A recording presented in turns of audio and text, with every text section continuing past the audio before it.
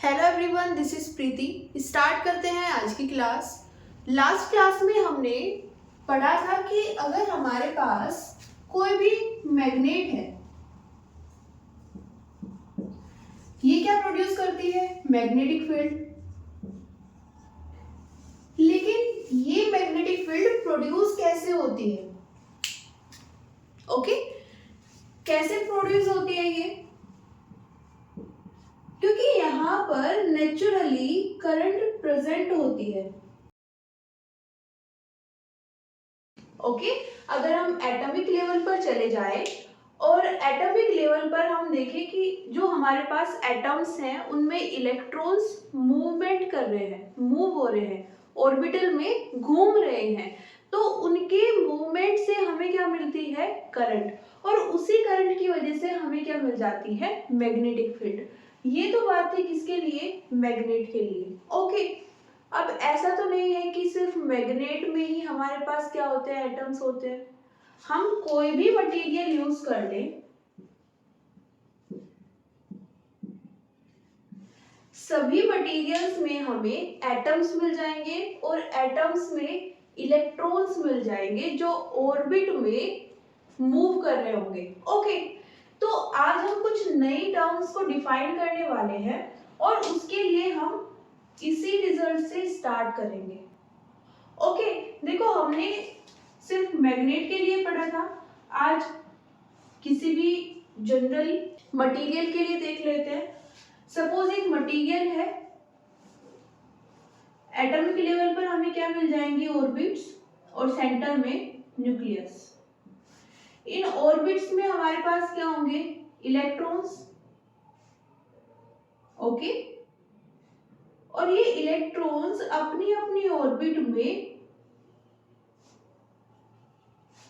Move कर रहे होंगे, है ना, जिसकी वजह से हमें क्या मिलती है? करंट। और उस करंट से हमें क्या मिल जाती है? Magnetic field. अब यहाँ पर अगर हम सिर्फ एक एटम की बात कर रहे हैं तो यहाँ पर ये सभी इलेक्ट्रॉन्स, ऑर्बिट भले ही डिफरेंट है लेकिन ये सभी इलेक्ट्रॉन्स सेम डायरेक्शन में मूव कर रहे हैं। ओके, मतलब जो करंट है सभी ऑर्बिट्स में सेम डायरेक्शन में फ्लो हो रही है। ओके, देखो जो फर्स्ट ऑर्बिट है ये वाली, इसमें कम इलेक्ट्रॉन है तो यहाँ पर कम करंट होगी, यहाँ पर थोड़े ज्यादा इलेक्ट्रॉन है तो यहाँ पर ज्यादा करंट होगी, लेकिन सब में जो करंट है वो सेम डायरेक्शन में है। अब ये किसकी तरह है?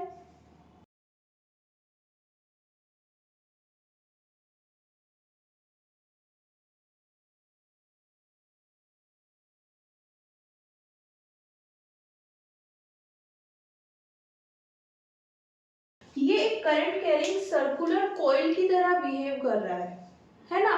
हमने उसमें देखा था कि एक सर्कुलर कॉइल थी, उसमें करंट फ्लो हो रही थी, करंट की फॉर्म में चार्ज फ्लो हो रहे थे। ओके, अब वहां पर एक और प्रॉपर्टी आती है कि जो हमारे पास सर्कुलर कॉइल होगी वो डाइपोल की तरह बिहेव करती है, मतलब उसके पास डाइपोल मोमेंट होता है।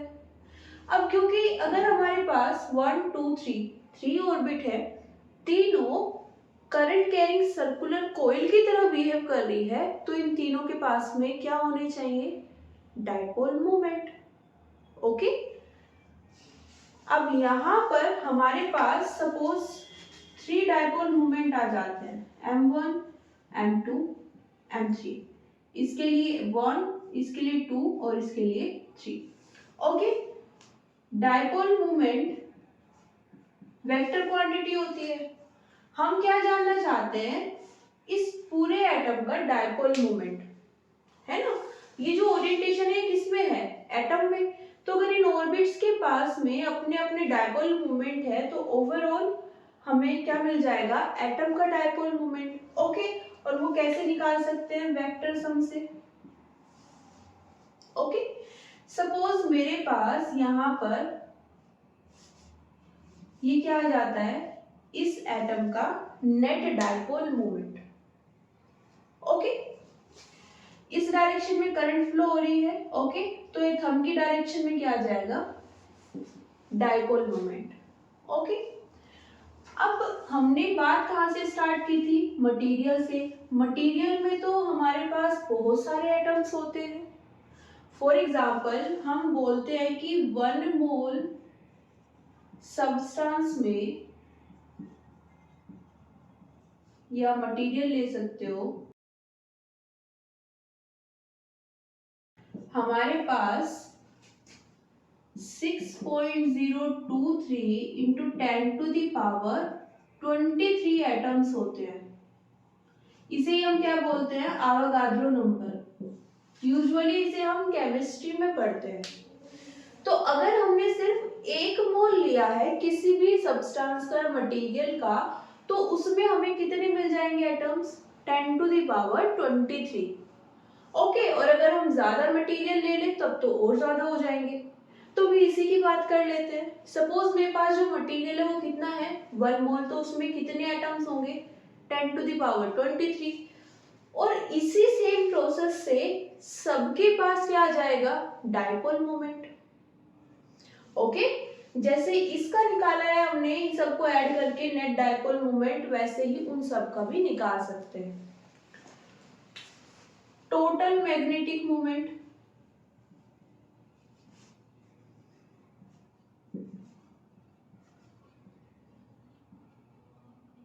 किसका? मटेरियल का। सपोज मेरे पास ये है एम नेट। अब देखो, नेट डाइपोल मोमेंट 0 हो भी सकता है और नहीं भी। ये 0 नहीं आएगा, ठीक है ना? एक एटम का अगर आप निकालोगे डाइपोल मोमेंट, वो 0 नहीं आएगा। लेकिन जब हम इतने सारे एटम्स की बात कर रहे हैं किसी मटेरियल में, चाहे वो सेम एटम का है ना, या दो डिफरेंट डिफरेंट मटेरियल्स को हमने कंबाइन करके एक मटेरियल बनाया है, किसी भी तरह का आप कॉम्बिनेशन ले सकते हो, वहां पर जितने भी एटम्स हैं उन सबके डाइपोल मोमेंट की डायरेक्शन डिफरेंट हो सकती है। रिपीट कर देती हूँ मैं। मेरे पास अगर एक एटम है, उसके लिए मैंने क्या निकाल लिया? Net dipole moment. ओके, अगर मैं किसी मटेरियल की बात कर रही हूँ, उसमें इस तरह के बहुत सारे एटम्स होंगे। सब एटम्स की डाइपोल मोमेंट की डायरेक्शन डिफरेंट डिफरेंट हो सकती है। तो जब हम उनका वेक्टर सम लेंगे तो वो 0 भी आ सकती है और नॉन जीरो भी आ सकती है।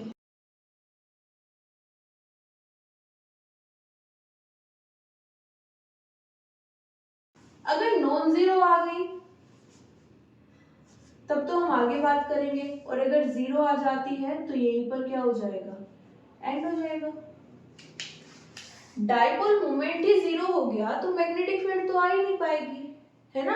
हमने लास्ट क्लास में देखा था कि डाइपोल मोमेंट और मैग्नेटिक फील्ड किस तरह से एक दूसरे पर डिपेंड करते हैं। हमने मैग्नेट की एक्सिस ली थी, उस पर एक पॉइंट लिया था, उसके लिए एक एक्सप्रेशन देखा था। ओके, सोलेनॉइड का हमने केस लिया था, वहां पर भी हमने क्या देखा था कि मैग्नेटिक फील्ड डाइपोल मोमेंट पर कैसे डिपेंड करती है। सभी केसेस में मैग्नेटिक फील्ड डायरेक्टली प्रोपोर्शनल होती है किसके? डाइपोल मोमेंट के। अगर ये 0 है तो ये तो डेफिनेटली 0 होगा, और अगर मैग्नेटिक फील्ड ही 0 आ गई, दैट्स मीन आगे तो फिर कोई पॉइंट ही नहीं बचता है इसको डिस्कस करने के लिए। ओके, तो हम बात कर लेते हैं इस केस की।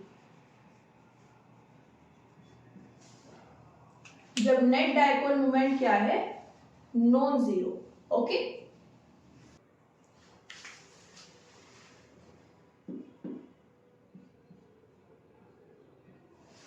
जब हम इस केस की बात करते हैं तो हम एक नई टर्म डिफाइन करते हैं, मैग्नेटाइजेशन। और इसको हम डिनोट करते हैं कैपिटल एम से, और ये भी एक वेक्टर क्वांटिटी होती है। ओके, अब ये होता क्या है?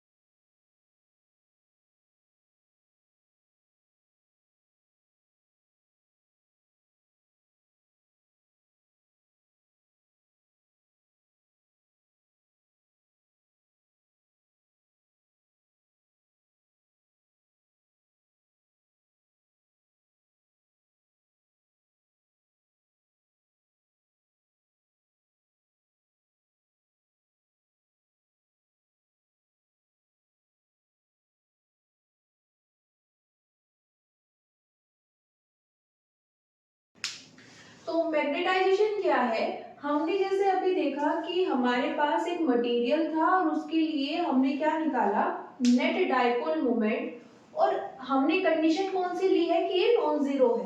ओके, अब अगर हम ये तो देखो टोटल है उस मटेरियल का, नेट डाइपोल मोमेंट है, अगर हम ये बता दें कि उस पूरे मटेरियल के एक यूनिट वॉल्यूम में, मतलब अगर हम बोले 1 मीटर क्यूब स्पेस में कितना डाइपोल मोमेंट प्रेजेंट है, तो उसको हम क्या प्रोनाउंस करते हैं, मैग्नेटाइजेशन। सपोज मेरे पास मटेरियल है और उसका वॉल्यूम कितना है, v, टोटल वॉल्यूम v है, और उस मटेरियल का नेट डाइपोल मोमेंट कितना है, m नेट। ओके, तो यहां पर मैग्नेटाइजेशन क्या होगा, इस v वॉल्यूम में है ना ये net dipole moment, unit volume में कितना हो जाएगा। ओके, जैसे हम बोलते हैं v वॉल्यूम में कितना है, m नेट, 1 वॉल्यूम में कितना हो जाएगा,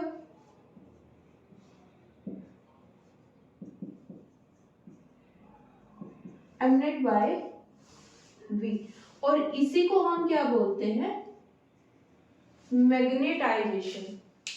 ओके,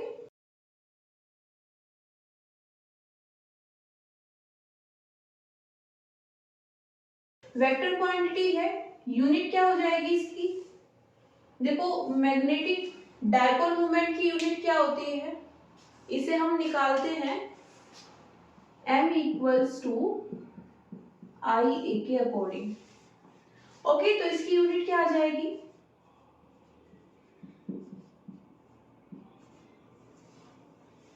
एम्पियर, ए एरिया होता है यहाँ पर, तो ये आ जाएगा मीटर स्क्वायर, डिवाइडेड बाय क्या है हमारे पास, वॉल्यूम, वॉल्यूम की यूनिट कितनी होती है, मीटर क्यूब, तो ये आ जाएगा हमारे पास एम्पियर पर मीटर।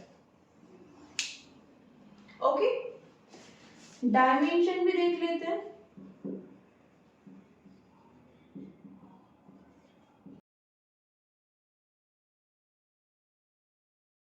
ए यहाँ पर रिप्रेजेंट कर रहा है एम्पियर को, तो इसकी डायमेंशन एज इट इज लिखते हैं।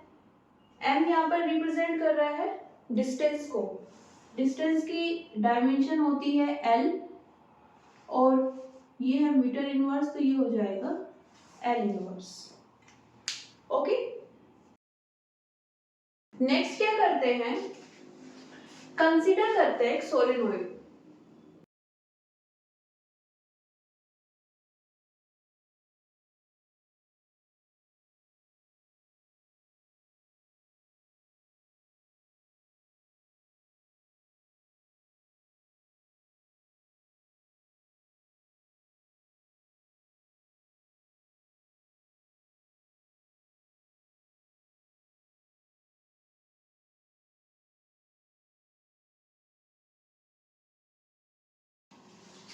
मेरे पास एक सोलेनोइड है और उस सोलेनोइड में जितनी भी उसकी लेंथ है, पर यूनिट लेंथ में कितने नंबर ऑफ टर्न्स आ रहे हैं, एन, स्मॉल एन, है ना। हमने जो भी वायर वहां पर उस सोलेनोइड में यूज किया होगा, उसको हमने क्या किया होगा, रोल किया होगा, तो उसके क्या होंगे, टर्न्स होंगे, तो कितने हैं, स्मॉल एन।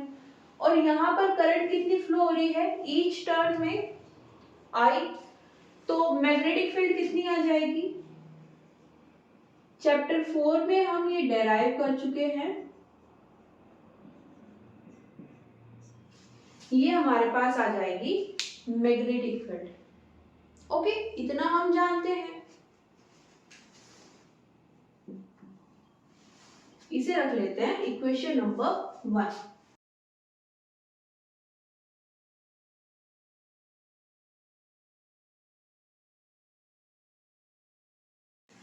तो यहाँ पर अगर हम इस सोलेनोइड में एक कोर यूज कर ले, ओके, और ये कोर एक ऐसे मटेरियल की बनी हुई है जिसका मैग्नेटाइजेशन नॉन जीरो है, मैग्नेटाइजेशन नॉन जीरो होने का मतलब नेट डाइपोल मोमेंट भी नॉन जीरो है। ओके, तो हम देखते हैं कि हमारे पास पहले कितनी थी मैग्नेटिक फील्ड, बी नोट। अब अगर हम उसको मेजर करें तो बी नोट इंक्रीज हो चुकी होगी, मतलब अगर बी नोट की वैल्यू कितनी थी 5 टेस्ला, तो अब वहां पर मैग्नेटिक फील्ड बढ़ चुकी है, वो 5 टेस्ला नहीं रही है, तो 6 हो गई है, 7 10 कुछ भी, but greater than 5 Tesla. Okay, अब कितनी मैग्नेटिक फील्ड इंक्रीज हुई है, ओके वो देख लेते हैं।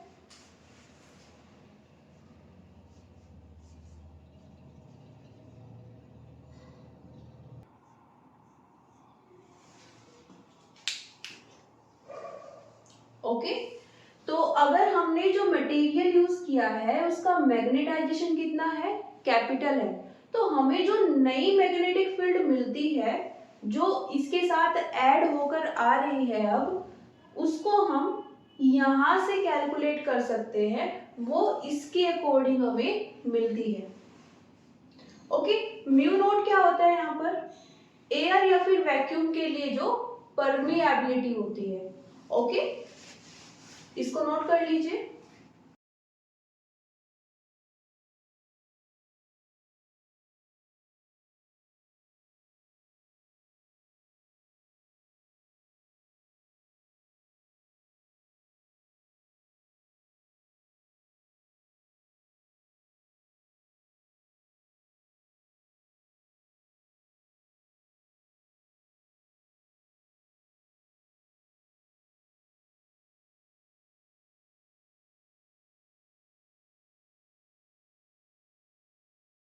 ओके,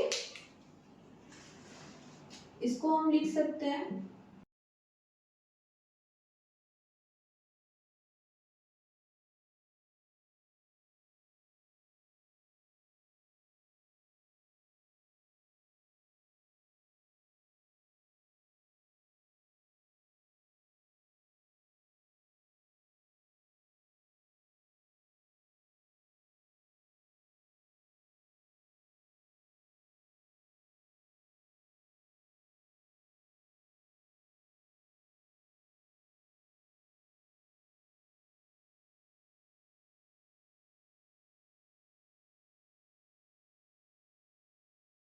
देखो यहाँ पर मैंने इसको वेक्टर फॉर्म में लिखा है नेट मैग्नेटिक फील्ड को, क्योंकि हमें पता है मैग्नेटिक फील्ड एक वेक्टर क्वांटिटी होती है, और वेक्टर क्वांटिटी को अगर हमें ऐड करना है तो हमें वेक्टर सम लेना होगा, तो वही हमने किया। अब सेकंड स्टेप में मैंने क्या किया, इसका मैग्नीट्यूड फॉर्म लिखा है ना, और मैग्नीट्यूड फॉर्म जब हम लिखते हैं तो अगर हम इस तरह से लिख रहे हैं दैट्स मीन दोनों की डायरेक्शन सेम रही होगी। ओके, अगर मेरे पास 3i cap plus 4i cap है तो मैं क्या कर सकती हूँ, 3 + 4i कैप, इसका मैग्नीट्यूड लूंगी तो भी कितना आएगा, 3 + 4। डायरेक्शन स्किप कर देंगे, तो दो इंसिडेंट हो रहे हैं। फर्स्ट क्या है, यहाँ से हमें एक मैग्नेटिक फील्ड मिल जाती है, दूसरा क्या है, अगर हम कोर यूज कर ले एक ऐसे मटेरियल की जिसका मैग्नेटाइजेशन नॉन जीरो है, हमें मैग्नेटिक फील्ड मिलती है। ओके, और जो पहले से मैग्नेटिक फील्ड है उसी की डायरेक्शन में मिलती है। नेट मैग्नेटिक फील्ड कितनी हो जाएगी, mu naught Ni plus m। अब यहाँ पर हम क्या करते हैं, एक नई टर्म इंट्रोड्यूस करेंगे।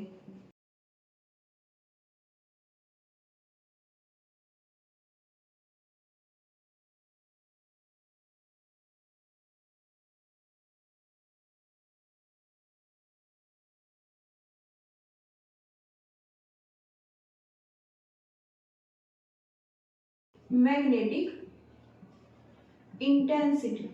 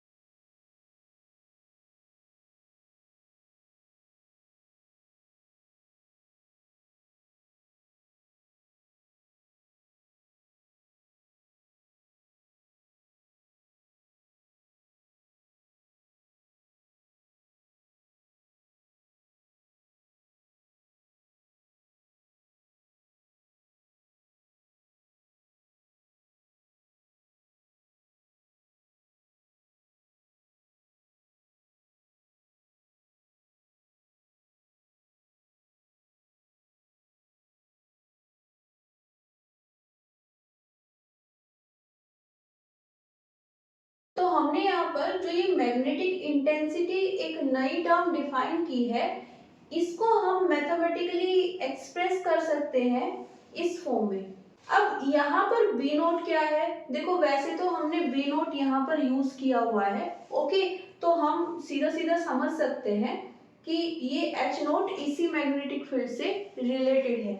लेकिन फिर भी इन जनरल अगर हम जानना चाहते हैं तो हमने जैसे यहाँ पर सोलेनोइड यूज की है, सोलेनोइड के कारण यहाँ पर मैग्नेटिक फील्ड आ रही है, ओके। और ये मैग्नेटिक फील्ड आई क्यों, क्योंकि हमने सोलेनोइड में करंट फ्लो कराई, तो यहाँ पर एक्सटर्नल सोर्स क्या हो गया, करंट। इसी तरह का अगर हम कोई और अरेंजमेंट ले लें, ओके, तो उसके कारण जो मैग्नेटिक फील्ड आएगी हम उसको यहाँ पर मेंशन कर सकते हैं, ओके। अब इसको अगर हम इक्वेशन 1 से कंपेयर करें, क्योंकि यहाँ पर तो हमारे पास एक्सटर्नल सोर्स हमने यही यूज किया है करंट, तो हमारे पास एक नई फॉर्म आ जाएगी, क्या, मैग्नीट्यूड फॉर्म में लिख सकते हैं एन आई, ओके। क्या कहां से आई है ये, फ्रॉम 1,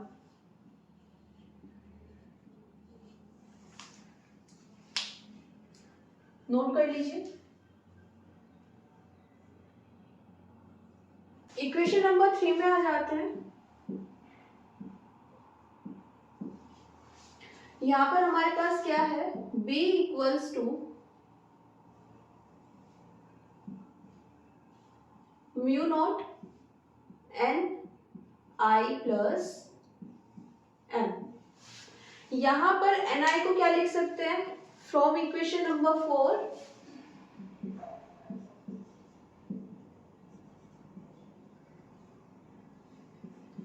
H प्लस एम। तो ये है हमारे पास नेट मैग्नेटिक फील्ड, ओके। एक नई टर्म क्या आई है हमारे पास, मैग्नेटिक इंटेंसिटी। ये कौन सी मैग्नेटिक फील्ड पर डिपेंड करती है, जो भी हमने एक्सटर्नल सोर्स यूज किया है उसको प्रोड्यूस करने के लिए, है ना। जैसे हमने करंट यूज की है एक्सटर्नल सोर्स मैग्नेटिक फील्ड को प्रोड्यूस करने के लिए, तो वहां से जो मैग्नेटिक फील्ड आएगी H उस पर डिपेंड करता है, ओके।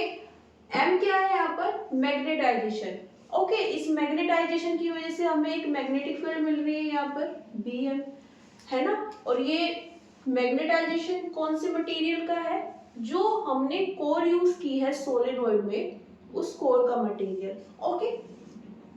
अब यहाँ पर अगर हम H की बात करें, H को अगर हम इंक्रीज करना चाहते हैं तो क्या कर सकते हैं, I को इंक्रीज कर दो। सोलेनोइड के एक टर्न में कितनी करंट फ्लो हो रही है उसको अगर आप इंक्रीज कर दो तो क्या इंक्रीज हो जाएगा, H। अगर पर यूनिट लेंथ में जो नंबर ऑफ टर्न्स है स्मॉल n, उसको आप इंक्रीज कर दो तो भी क्या हो जाएगा, इंक्रीज हो जाएगा। बात करें m की, तो m ना मटेरियल की एक स्पेसिफिक नेचर होती है ना। और इसको आप अगर चेंज करना चाहते हो, इंक्रीज करना चाहते हो या डिक्रीज करना चाहते हो, तो ये भी कुछ एक्सटर्नल फैक्टर्स पर डिपेंड करती है। कैसे डिपेंड करती है, देखो,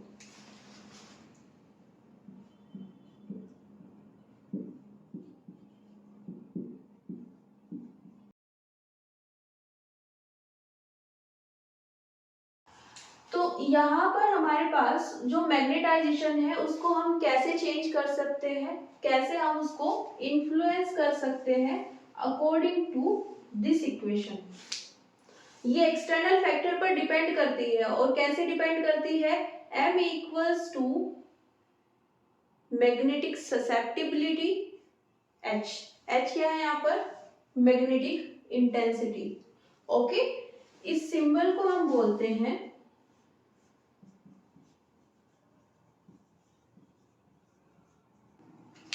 मैग्नेटिक ससेप्टिबिलिटी, ओके। और ये मैग्नेटिक ससेप्टिबिलिटी एक डायमेंशन लेस क्वांटिटी होती है,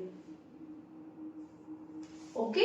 और ये तो हम यहाँ से देख ही सकते हैं इस इक्वेशन से, अगर हम दो क्वांटिटीज को ऐड कर रहे हैं दैट्स मीन वहां पर दोनों की जो यूनिट है वो सेम होगी। ओके, और अगर यहाँ पर दोनों की यूनिट सेम है तो ये क्या आ जाएगी, एक डायमेंशनलेस क्वांटिटी।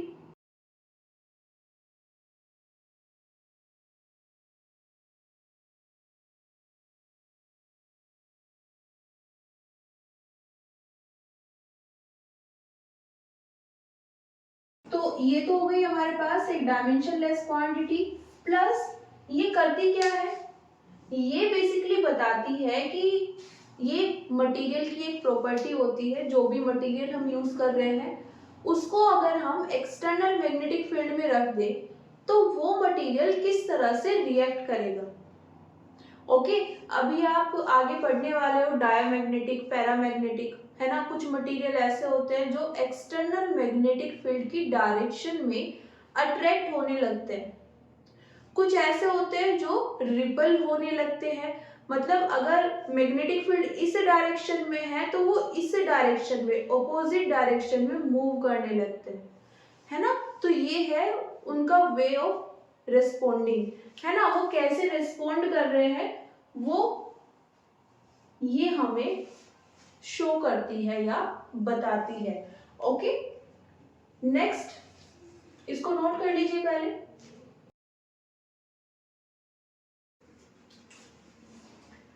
इस वैल्यू को यहां पर पुट कर सकते हैं क्या, इसको बोल देते हैं इक्वेशन नंबर 5। ओके, और ये इक्वेशन नंबर 6।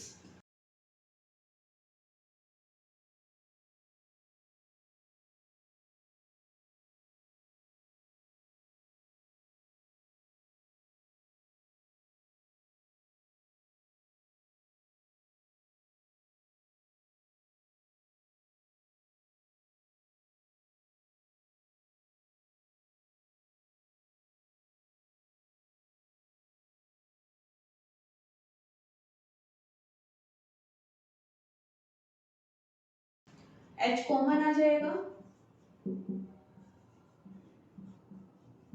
और यहां पर बचता है 1 प्लस मैग्नेटिक ससेप्टिबिलिटी।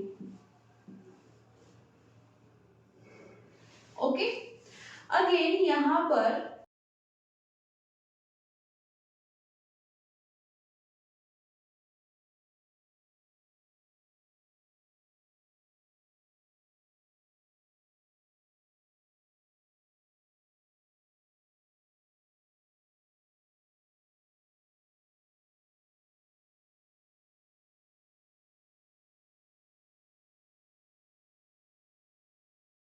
ये जो हमें मिला है इसको हम बोलते हैं रिलेटिव परमिएबिलिटी।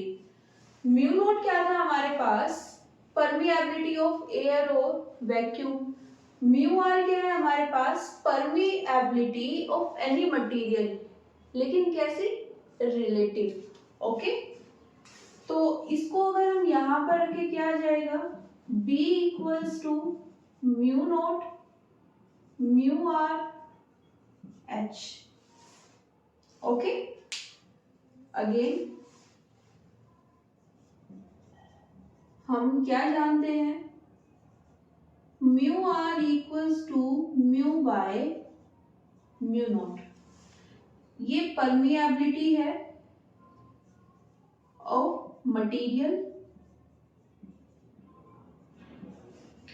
ये परमिएबिलिटी होती है ऑफ एयर और वैक्यूम। ओके, और ये होती है हमारे पास रिलेटिव परमिएबिलिटी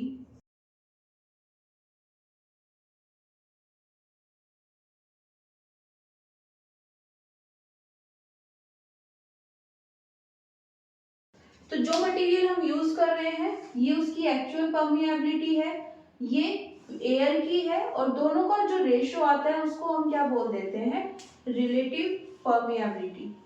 ओके, इसको यहां पर पुट करें तो हमारे पास एक नया रिलेशन आता है mu H.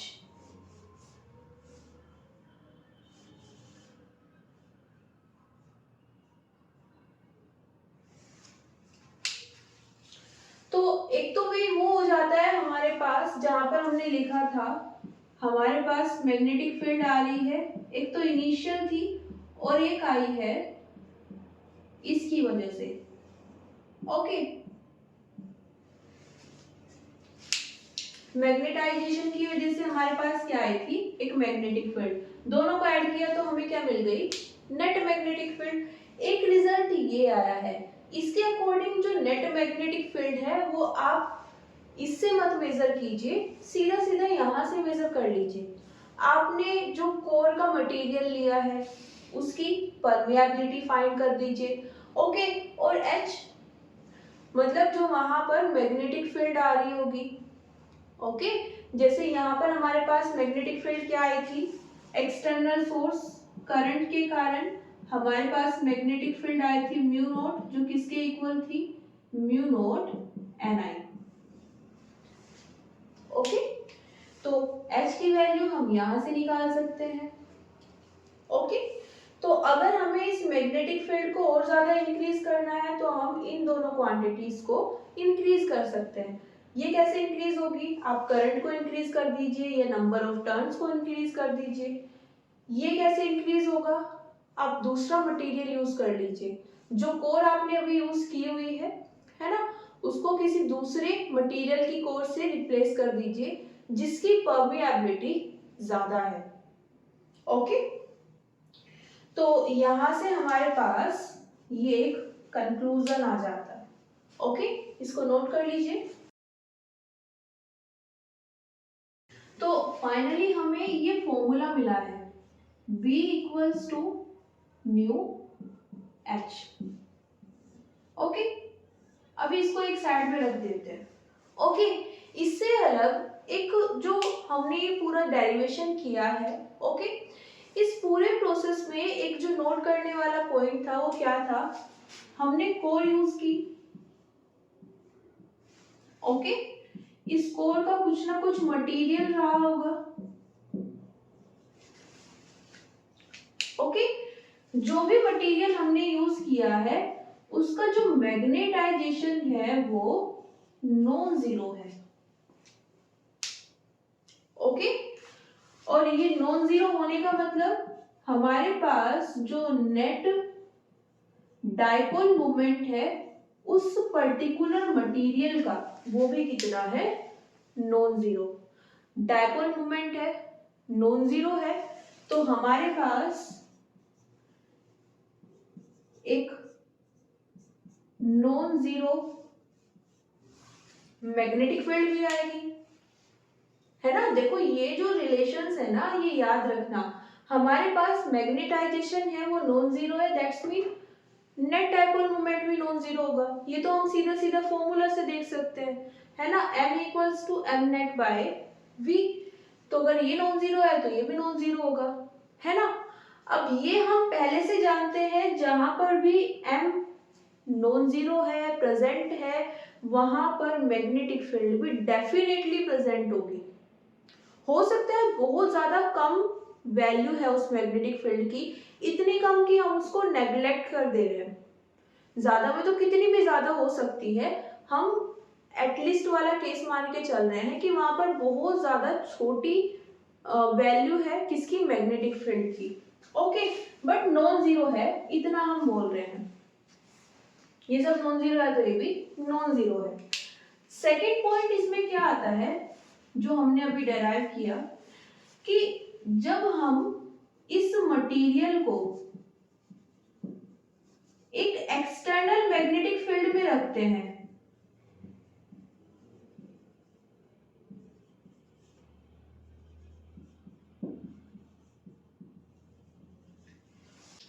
External magnetic field कहां से आई, हमने देखो सोलेनोइड यूज की है। ओके, सोलेनोइड की कोर इस मटेरियल की बनी हुई है। अब सोलेनोइड में कोर को अगर हम छोड़ दें, अभी टर्न्स हैं, उनमें करंट फ्लो हो रही है और एक मैग्नेटिक फील्ड आ रही है बी नोट। तो इस कोर के लिए या इस कोर के मटेरियल के लिए ये बी नोट क्या है, एक्सटर्नल मैग्नेटिक फील्ड है। इसने अब तक कोई कंट्रीब्यूशन नहीं किया है ना। ये मैग्नेटिक फील्ड कहां से आई, जो हमने यहाँ पर करंट फ्लो कराई, है ना। उनमें हमें क्या मिल गई, वहां से मैग्नेटिक फील्ड मिल गई। अब इस मटेरियल के लिए ये कैसी है, एक्सटर्नल मैग्नेटिक फील्ड है। इस एक्सटर्नल मैग्नेटिक फील्ड के आने से क्या होगा, इसका मैग्नेटाइजेशन इंक्रीज हो जाएगा, और मैग्नेटाइजेशन इंक्रीज होने का मतलब नेट डाइपोल मोमेंट इंक्रीज हो रहा है, और सीधा सीधा हम क्या बोल सकते हैं, नेट डाइपोल जो मैग्नेटिक फील्ड है वो इंक्रीज हो रही है। ये कैसे इंक्रीज हुआ, अभी तो हमने पढ़ा कि M equals to magnetic susceptibility H को हम क्या लिख सकते हैं यहाँ पर,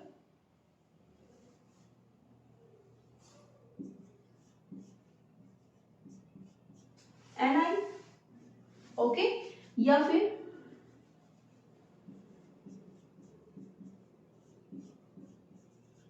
V not bye mu not, कोई भी फॉर्मूला यूज कर लीजिए, है ना।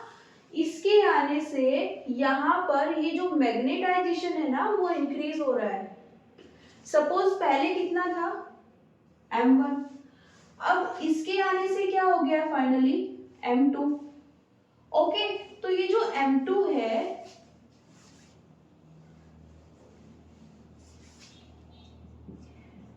M2 M1 से बड़ा है, मैग्नेटाइजेशन इंक्रीज हो गया है। तो अगर हम इसको क्या बोल दें, B1, वो हम बोल रहे थे सपोज ये नेग्लिजिबल है, बहुत ज्यादा कम वैल्यू है ना, ज्यादा है तो भी या कम है तो भी, अब वो क्या हो जाएगी, इंक्रीज हो जाएगी।